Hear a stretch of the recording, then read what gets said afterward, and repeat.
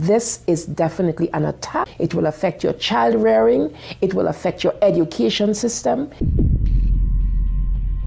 This is instructions for the teacher in the classroom to ask her or his students, how do people express their sexual feelings? What is abstinence? And here are some answers. Oral sex, masturbation, anal sex, massage, holding hands, touching each other's genitals, saying, I like you. And what they're doing is equating all these things. Saying, I like you is equal to anal sex. It is pornography. Men, especially on the House floor, did not want to look at. We couldn't show this on the television news, but yet we want our 4th grade children to be looking at this book. In the name of sexuality education, children are seeing obscene materials that have been ruled by Congress and by the Supreme Court impossible to show to children. An online CSE program for African youth called The World Starts With Me tells children that sexuality includes oral sex and masturbation. It then tells them it's their own choice if they want to lose their virginity. It shows children pictures of naked girls and boys in various stages of development, and then asks them to point out differences in their private parts.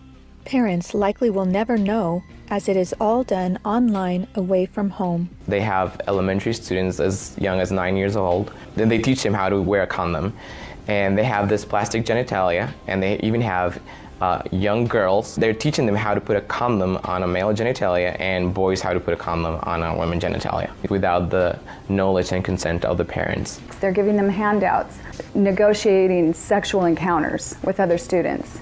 For example, there are statements like this: can I take your shirt off? It makes me hot when you touch me here. Is it okay if I take my pants off? Where we in Latin America, we still have a lot of poverty. We have communities that don't have fresh water, that don't have electricity. Focus is completely shifted from basic needs. They get comprehensive sexual education without the consent of parents, taking and deconstructing the family.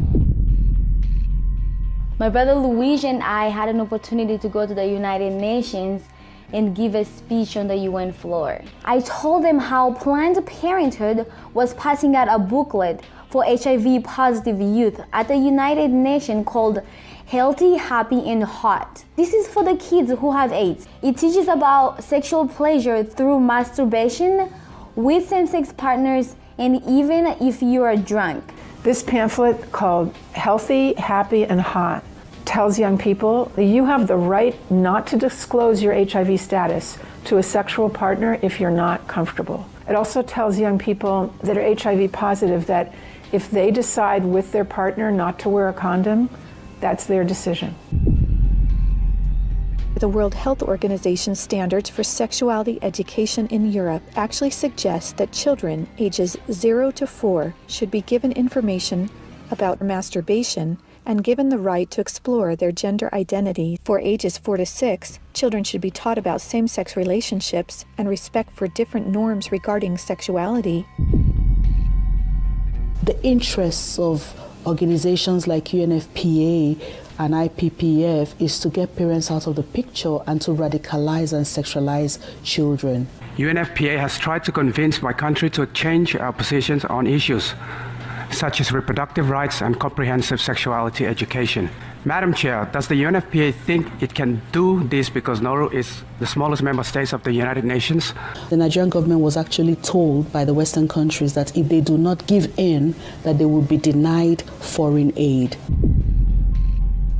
On page 89 of a UNICEF-published Sexual and Reproductive Health Manual, UNICEF listed situations in which one can obtain sexual pleasure that included sexual responses directed towards inanimate objects, animals, minors, and non-consenting persons. Some of the objectives of the UNESCO Sexuality Education Guidelines include teaching children at age 9 about sexual stimulation and the definition and function of orgasm, and at age 15, that both men and women can receive sexual pleasure with a partner of the same or opposite sex.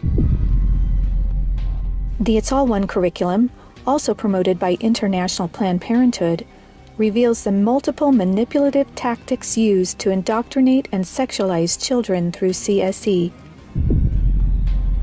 Like other CSE programs, It's All One claims, among other things, to be evidence-based, comprehensive, human rights, gender-sensitive, and culturally appropriate education that will increase young people's responsible decision-making, to reduce adolescent rates of pregnancy and sexually transmitted infections, including HIV.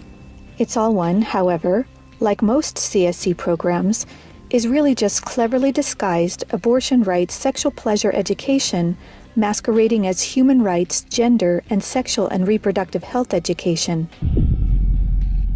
It aggressively promotes abortion. With over 112 references to abortion, It's All One has an obsessive focus on sexual pleasure, mentioning sexual pleasure 62 times. It promotes multiple sex acts and instructs children on how to stimulate themselves or their partner to orgasm. To explore their readiness, children fill out a worksheet that infers children are ready to have sex when you are feeling sexually attracted to the other person, and when you're feeling comfortable about telling the other person what feels good sexually. It teaches that human rights encompass sexual rights, including alleged rights to all persons to sexual expression and the right to seek sexual pleasure. Hooking children on sex is a multi-billion-dollar business for Planned Parenthood and other similar organizations. This is because children, or prospects, once sexualized, become Planned Parenthood customers, dependent upon their services. In the context of the Sustainable Development Goals, that determines the agenda for the next 15 years. The voice is very, very biased. It's just International Planned Parenthood Federation and their affiliates have a direct influence on the outcome documents, on what is established, what is negotiated at the UN. Comprehensive sexuality education programs are disguised under many names. They may be called comprehensive sex or sexual education, education on human sexuality, reproductive health education, information on sexual and reproductive health, family life education, teen pregnancy prevention, rape prevention, anti-bullying programs, HIV/AIDS prevention, and sometimes even abstinence or abstinence plus education. CSC programs usually falsely claim to be age-appropriate, evidence-based, healthy sexuality education that will prevent teen pregnancy, sexual abuse, STDs, and HIV. One of the handouts that concerns me the most is called the Genderbread Person. They teach that gender is a spectrum, that you can choose to be whatever you want. You could be all female one day and the next day feel like you're neither female or male. Frankly, it's confusing. It's mental molestation. We're confusing these kids as to what they are. From a medical perspective, when sexual freedom is the priority, then sexual health is going to suffer. There are laws in Oregon where children as young as 15 can get taxpayer-funded sex changes without parental consent. You can't have an aspirin at school without parental consent. However, a student could make these life-altering, permanent decisions without their parental knowledge or consent. Sexual rights, sexual education movements began with Dr. Alfred C. Kinsey. Kinsey actually had pedophiles measure with a stopwatch how many children could achieve what he called orgasms within a 24-hour period. Today, comprehensive sexuality education is based on this philosophy that children are sexual from birth, created by Kinsey. Say no to CSC! Say no to CSC! We've got to stop it. We've got to use everything at our disposal. We have to stand together to stop this attack against our children. And they have all this funding and this organization, but we know that if we stand together, we can do something for the family, for the children. We stopped the Kinsey sexuality education program in Croatia. It is time for parents to say, no, my family is mine. My wife is mine. I am hers. Our children are ours. Band together and find ways to stop it from entering your country. Men have to rise up, defend their family.